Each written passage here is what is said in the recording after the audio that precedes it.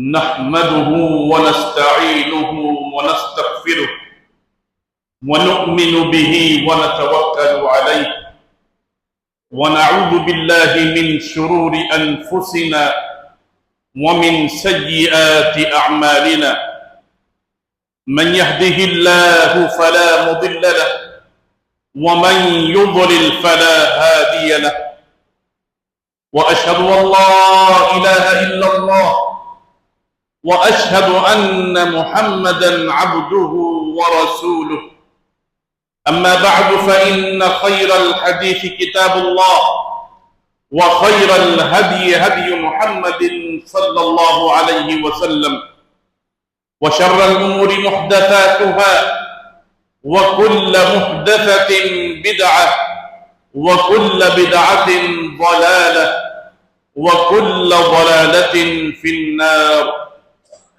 أعوذ بالله من الشيطان الرجيم. بسم الله الرحمن الرحيم. يا أيها الذين آمنوا اتقوا الله حق تقاته ولا تموتن إلا وأنتم مسلمون. يا أيها الناس اتقوا ربكم الذي خلقكم من نفس واحدة وخلق منها زوجها وبث منهما رجالا كثيرا ونساء واتقوا الله الذي تساءلون به والأرحام إن الله كان عليكم رقيبا.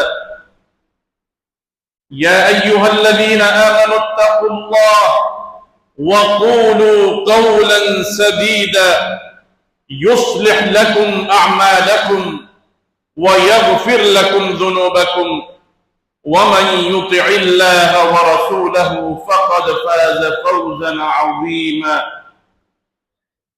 قال الله عز وجل في كلامه المجيد والفرقان الحميد. أعوذ بالله من الشيطان الرجيم. بسم الله الرحمن الرحيم. يا أيها النبي قل لأزواجك وبناتك ونساء المؤمنين يدنين عليهن من جلابيبهن ذلك أدنى أن يعرفن فلا يؤذين وكان الله غفورا رحيما. وقال النبي صلى الله عليه وسلم لا يخلون رجل بامرأة. تمام قسم کی حمد و ثنا، تعریف و توصیف، بڑائی اور بزرگی اللہ تبارک و تعالیٰ کے لیے ہے جس نے ہمیں اور آپ کو مسلمان اور مومن بنا کر پیدا فرمایا. بے شمار درود و سلام نازل ہو تمام انبیاء کرام پر، خصوصاً اس ہستی اقدس و مقدس پر جن کا نام نامی اسم گرامی جناب محمد الرسول اللہ صلی اللہ علیہ وسلم ہے، جنہوں نے ہم تک دین اسلام کی تعلیمات کو مکمل طریقے سے اور انتہائی امانت داری کے ساتھ ہم تک پہنچا دیا. محترم حاضرین جمعہ، پردہ نشین ماؤں اور بہنوں، آج کے اس خطبہ جمعہ میں جس موضوع پر کچھ باتیں، کچھ نصیحتیں آپ کے سامنے ہونے جا رہی ہیں، وہ ہے سماج اور معاشرے میں بڑھتی ہوئی بے حیائی، فحاشی، اسباب اور علاج. اسلامی بھائیوں، ہمارا سماج اور معاشرہ اس وقت جن جن گناہوں میں، جن جن اللہ کی نافرمانیوں میں مبتلا ہے، انہی نافرمانیوں میں سے ایک خطرناک نافرمانی، ایک خطرناک گناہ فحاشی اور بے حیائی کا گناہ بھی ہے. ہمارا سماج اور معاشرہ بے حیائی، فحاشی، بدکاری، زناکاری، اس برے گناہ کے دلدل میں دن بدن مبتلا ہوتا جا رہا ہے، پھنستا جا رہا ہے۔ سماج اور معاشرے کے اندر ان گناہوں کا عام ہو جانا، ان گناہوں کا پھیل جانا، اس کا مطلب یہ ہوا کہ ہمارے سماج اور معاشرے کے لوگوں کے دلوں سے ایمانی غیرت دن بدن ختم ہوتی جا رہی ہے۔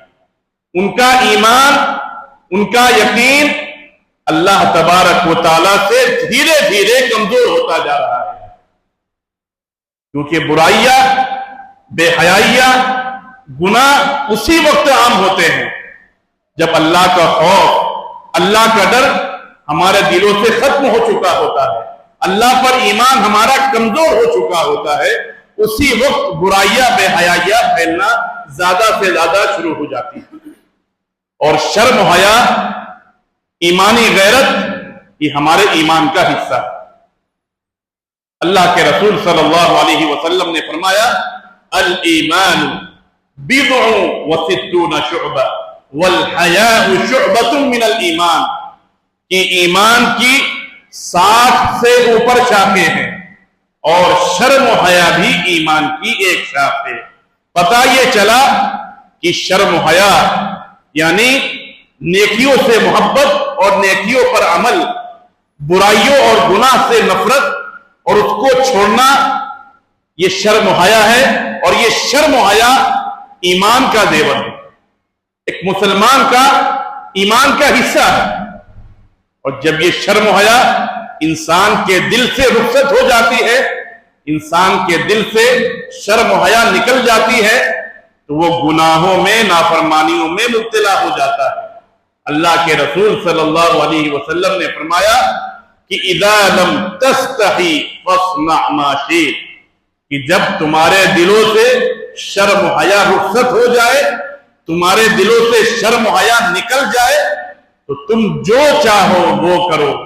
مطلب شرم و حیا نکلنے کے بعد انسان آزاد ہو جاتا ہے، گناہ پر گناہ، اللہ کی نافرمانی پر نافرمانی، بے حیائی کرتا جاتا ہے، اس کا احساس اس کے دل سے ختم ہو جاتا ہے۔ میرے بھائیوں، ایک طرف سماج اور معاشرہ بے حیائی، فحاشی میں مبتلا ہوتا جا رہا ہے، دوسری طرف افسوس کا مقام یہ ہے کہ اس برائی کو ہم نے روکنے کی کوشش نہیں کی، اس بے حیائی سے ہم اپنی اولاد کو، اپنے اہل و عیال کو، اپنے سماج اور معاشرے کو روکنے کی کوشش نہیں کی، تو نتیجہ یہ ہوا کہ یہ بے حیائی کا گناہ بڑھتے بڑھتے بڑھتے بڑھتے جنسی تشدد کی شکل اختیار کر لیا، عصمت دری کی شکل اختیار کر لیا، گینگ ریزی کی شکل اختیار کر لیا۔ آج دیکھیے جو جنسی ہوس کے پجاری ہے، ان کی نظر میں عورتوں کی کوئی عزت و احترام نہیں، ان کی نظر میں عورتوں کا کوئی مقام و مرتبہ نہیں ہے، ان کی نظر میں عورت ایک بازاری چیز بن چکی ہے۔ ان جنسی درندوں کی ہوس کا نوجوان لڑکیاں تو شکار ہوئی ہے، نابالغ بچیاں بھی ان کی ہوس کا شکار ہوئی۔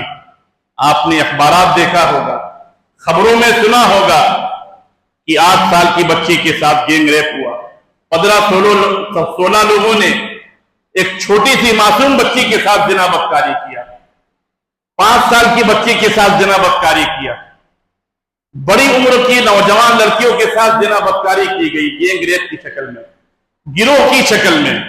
اور صرف گینگ ریپ نہیں کیا گیا، زنا بدکاری ان کے ساتھ نہیں کی گئی، بلکہ زنا بدکاری کرنے کے بعد، اپنی ہوس کو پوری کرنے کے بعد انہیں قتل کر کے، بے دردی کے ساتھ مار کر کے انہیں ندی نالوں میں پھینک دیا گیا۔ ایسی ہم نے کئی خبریں سنی۔ سوال یہ پیدا ہوتا ہے کہ یہ فحاشی، یہ بے حیائی، یہ زنا بدکاری سماج اور معاشرے کے اندر پھیل کیوں رہی؟ اس کا سبب کیا ہے؟ اس کی وجہ کیا ہے؟ ہم نے اس بے حیائی کو پھیلانے میں، اس فحاشی کو پھیلانے میں اپنا کیا کردار ادا کر رہے ہیں؟ ایک والدین جو گھر کا سرپرست ہوتا ہے، گھر کا ذمہ دار ہے، وہ اس سماج اور معاشرے کے اندر بے حیائی اور فحاشی پھیلانے میں اپنا کیا کردار ادا کر رہا ہے؟ آئیے ہم اس چیز کو جاننے کی کوشش کرتے ہیں کہ بے حیائی فحاشی سماج اور معاشرے کے اندر پھیلنے کی وجہ، اس کا سبب کیا ہے؟ میرے بھائیوں، سب میں پہلا سبب بے حیائی اور فحاشی پھیلنے کا یہ ہے کہ نکاح میں تاخیر کرنا، شادی میں تاخیر کرنا۔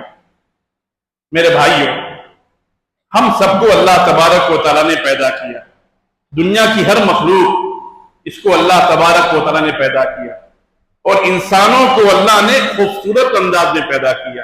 لَقَدْ خَلَقْنَا الْإِنسَانَ فِي أَحْسَنِ تَقْوِيمٍ۔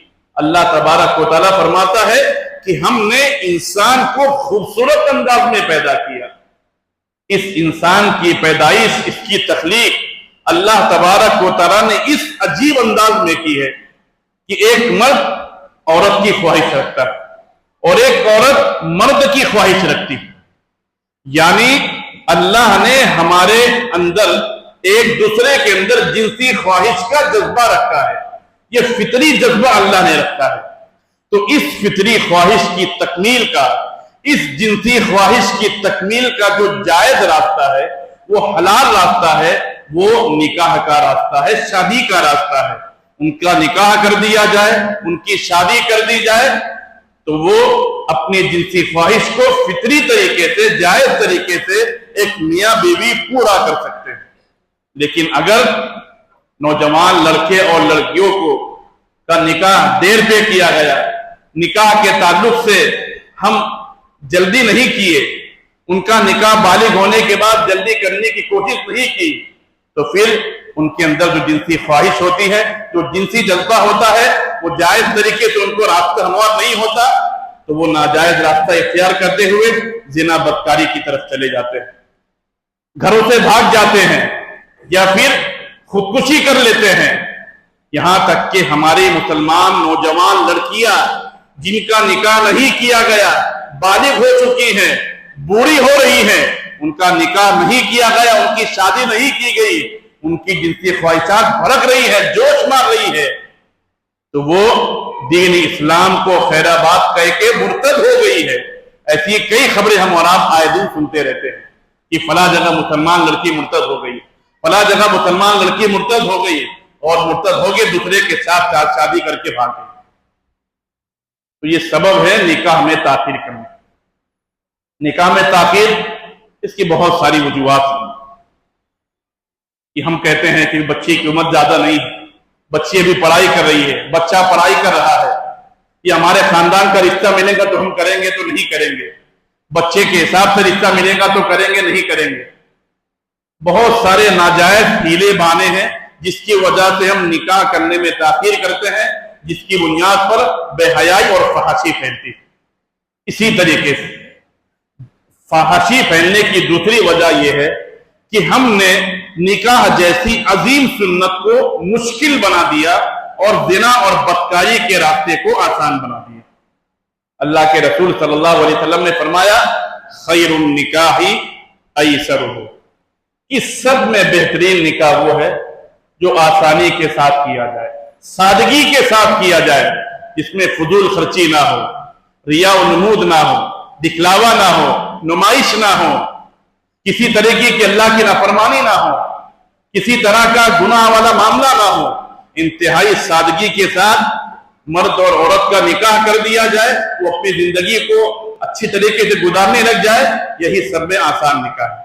لیکن ہمارا نکاح مشکل سے مشکل تر ہوتا جا رہا ہے، جہیز کا لین دین عام ہو چکا ہے۔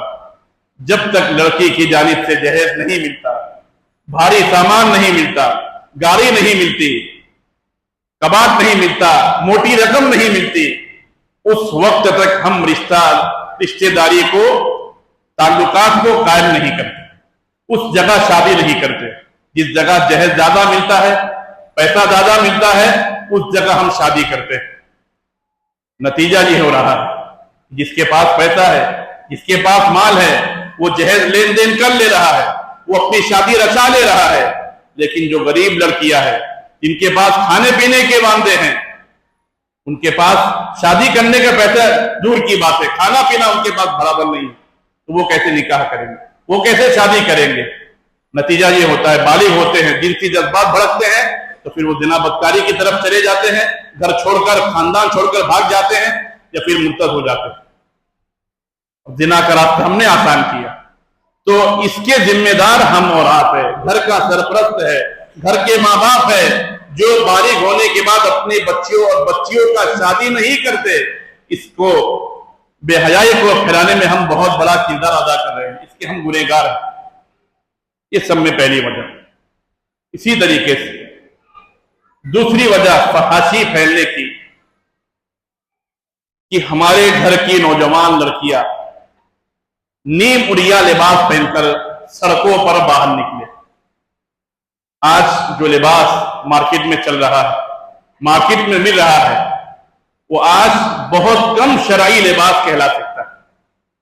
شودار لباس ہے، نیم اڑیا لباس ہے، ایسا لباس ہے جس میں شرمگاہ کی حفاظت نہیں، ایسا لباس ہے جس میں جسم کی حفاظت نہیں، جس میں جسم کی ستر پوشی نہیں۔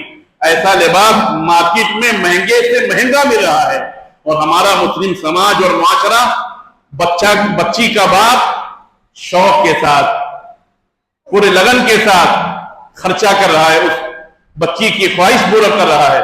ایسا نیم اڑیا لباس اپنی بچی کو، نوجوان لڑکی کو دلا رہا ہے، وہ لباس پہنتی ہے اور وہی لباس پہن کر گھروں سے باہر نکلتی ہے، لوگوں کی نمائش کا مرکز بنتی ہے، لوگ اسے دیکھتے ہیں، پھر فحاشی اور بدکاری بے حیائی کا راستہ کھلتا ہے۔ کیا ایسا نہیں ہے میرے بھائیوں کہ ہماری نوجوان لڑکیاں شودار لباس نہیں پہنتی، باریک لباس نہیں پہنتی، چست لباس نہیں پہنتی، غیر شرعی لباس نہیں پہنتی؟ ایسا لباس پہن کر گھر سے باہر نکل رہی ہے، نمائش کر رہی ہیں، اتراتی ہے۔ نتیجہ یہ ہوتا ہے کہ جو سماج اور معاشرے کے بدماش قسم کے نوجوان ہیں، ان پر ڈوڑے ڈالتے ہیں، ان کو دعوت ندارہ دیتے ہیں، زنا بدکاری کا راستہ کھولتے ہیں۔ یہ ایک سبب ہے میرے بھائی۔ اسی طریقے سے فحاشی بے حیائی پھیلنے کا ایک سبب موبائل فون۔ یہ موبائل فون آج ہر گھر میں موجود ہے، ہر شخص کے پاس موجود ہے، کیا بزرگ، کیا نوجوان، کیا بچے، کیا بچیاں، کیا نوجوان لڑکے، کیا نوجوان لڑکی، ہر ایک کے پاس موبائل موجود ہے۔ اس موبائل نے جہاں ہمیں بہت ساری سہولیات فراہم کیا، جہاں اس موبائل کے ذریعے سے ہم ایک دوسرے سے آسانی کے ساتھ بات چیت کرتے ہیں، آسانی کے ساتھ اپنے تعلقات کو استوار کرتے ہیں، پیسے کا لین دین کرتے ہیں، اپنے بہت سارے کام آسان کرتے ہیں، وہیں اس موبائل کے ذریعے سے فحاشی بے حیائی ہمارے سماج اور معاشرے کے اندر پھیل رہی ہے۔ ہمارے نوجوانوں کو کرکٹ کا شوق، کرکٹ دیکھتے ہیں، کرکٹ دیکھ کر اپنا ٹائم پاس کرتے ہیں، اپنا وقت ضائع کرتے ہیں۔ اسی کرکٹ میں جب چوکا چھکا لگتا ہے تو نیم اڑیا لباس، گندا لباس پہنے ہوئے نوجوان لڑکیوں کا ڈانس بتایا جاتا ہے۔ اس کرکٹ کے ذریعے سے بے حیائی، فحاشی کو فروغ دیا جاتا ہے، اور ہم شوق کے ساتھ مزہ لے لے کر اس چیز کو دیکھتے ہیں۔ اور اسی موبائل کے ذریعے سے بلیو فلم ہمارے نوجوان بچے اور بچیاں دیکھتی ہے، گندی فلمیں دیکھتی ہے، فحش لٹریچر دیکھتی ہے، فحش ویڈیو دیکھتی ہے۔ جب بلیو فلم ہمارا نوجوان لڑکا یا ہماری نوجوان لڑکی دیکھتی ہے تو پھر اس کے ذریعے سے زنا اور بدکاری کا راستہ کھلتا ہے۔ کئی نوجوان لڑکے اور لڑکیاں جب بلیو فلم دیکھتی ہے تو انہیں اپنی احساس کمتری کا شکار ہوتا ہے کہ یہ نوجوان اتنا طاقتور ہے، ہم تو بہت کمزور ہیں۔ تو اپنی طاقت بنانے کے لیے اچھی سے اچھی گولی کھاتا ہے، قوت مردانگی بڑھانے کے لیے الگ الگ قسم کی گولیاں کھاتا ہے، اپنی صحت کو برباد کرتا ہے۔ یا پھر کچھ نوجوان بلیو فلم دیکھ کر، گندی فلم دیکھ کر اپنے ہی ہاتھ سے اپنی نوجوانی کو برباد کرتے ہیں، اور اتنا برباد کر لیتے ہیں کہ وہ شادی کے قابل تک بھی نہیں رہ جاتے، شادی کی خواہش بھی ان کے اندر سے ختم ہو جاتی ہے۔ اس طریقے سے وہ برباد ہو جاتے ہیں، اور جب برباد ہو جاتے ہیں، شادی کی خواہش ختم ہو جاتی ہے، اس بلیو فلم کو دیکھ کر نامرد بن جاتے ہیں، تو وہ بچہ ڈپریشن کا شکار ہوتا ہے، ٹینشن میں چلا جاتا ہے، پھر وہ ایک راستہ ڈھونڈتا ہے کہ اس سے نجات کیسے حاصل کیا جائے، ڈپریشن سے کیسے نکلا جائے، تو وہ کیا کرتا ہے؟ خودکشی کر لیتا ہے، اپنی ہی جان سے ہاتھ دھو بیٹھتا ہے۔ تو یہ موبائل نے زنا اور بدکاری کا راستہ آسان کیا، اس موبائل کے ذریعے سے فحاشی بے حیائی پھیل رہی۔ اسی طریقے سے ایک اور چیز جو فحاشی بے حیائی پھیلانے کا ذریعہ ہے وہ ہے ٹی وی۔ آج ہمارے اکثر گھروں میں ٹی وی موجود ہے، ہر گھر میں تقریباً ٹی وی موجود ہے، اور جب سے ٹی وی ہمارے گھروں میں آئی، جب سے ٹیلی ویژن ہمارے گھروں میں آیا، ہمارے گھروں کے اندر ہی بے حیائی اور فحاشی کا اڈا بن گیا۔ ہمارے گھروں سے ہی ہمیں بے حیائی اور فحاشی کا سبق مل رہا ہے۔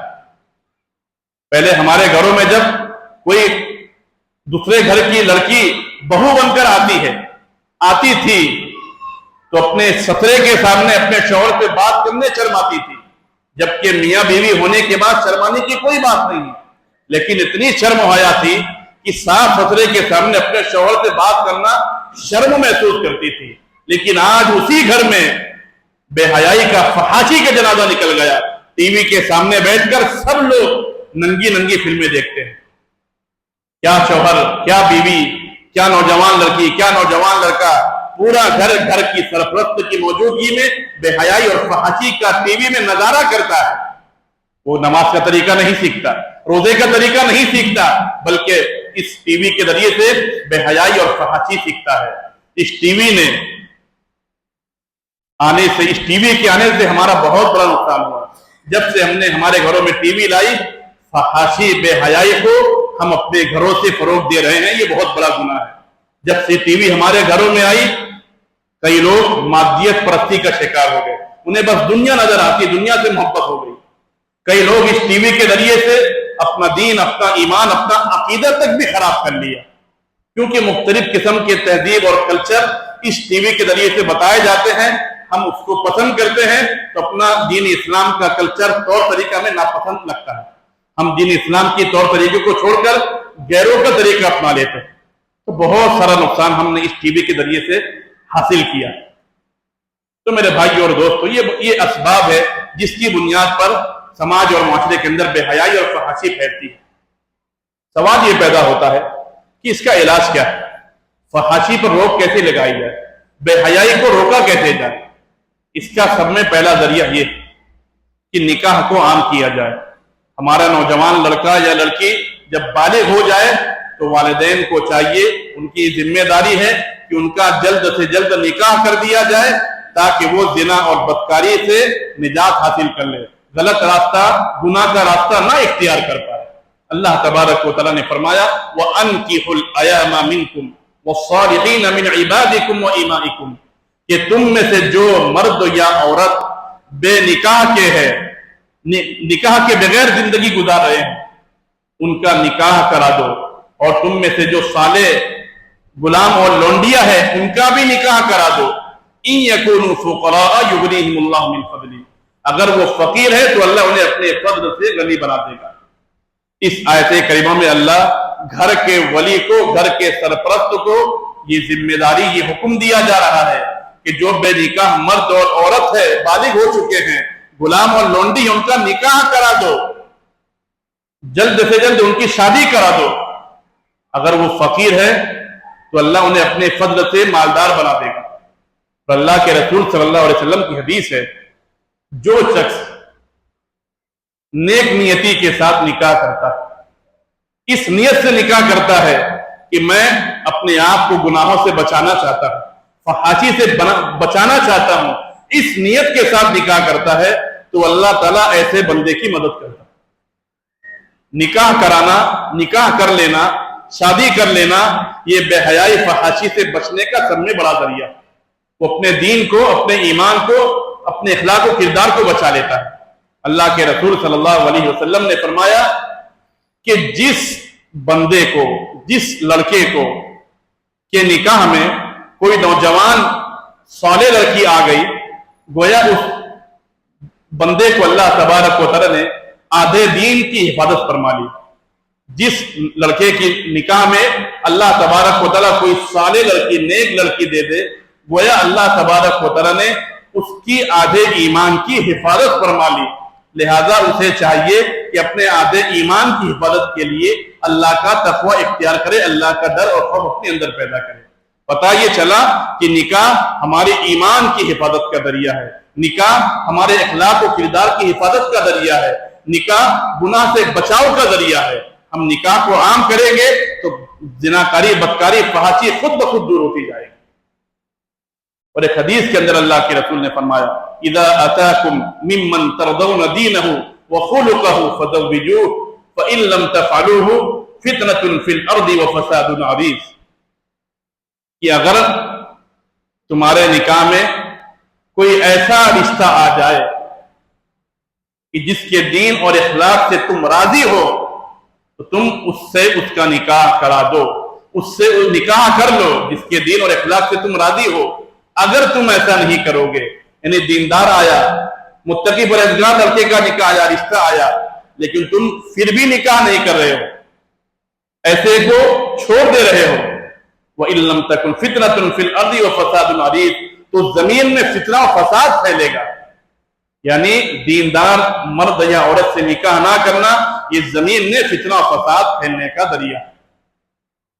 تو جہاں پتہ یہ چلا کہ نکاح کو عام کرنا چاہیے، وہیں اس بات کی کوشش ہونی چاہیے کہ ہمارے نکاح نیک لوگوں کے ساتھ، متقی پرہیزگار لوگوں کے ساتھ ہونا چاہیے، دینداری کو رشتہ داری میں ترجیح دینا چاہیے، یہی ہمارے لیے سکون کا ذریعہ ہے۔ اللہ کے رسول نے فرمایا کہ 4 چیزیں سعادت مندی کی علامت ہے، جس میں سے نیک بیوی یہ سعادت مندی کی علامت ہے، خوش بختی کی علامت ہے۔ تو یہ سب میں پہلا علاج ہے۔ دوسرا علاج یہ ہے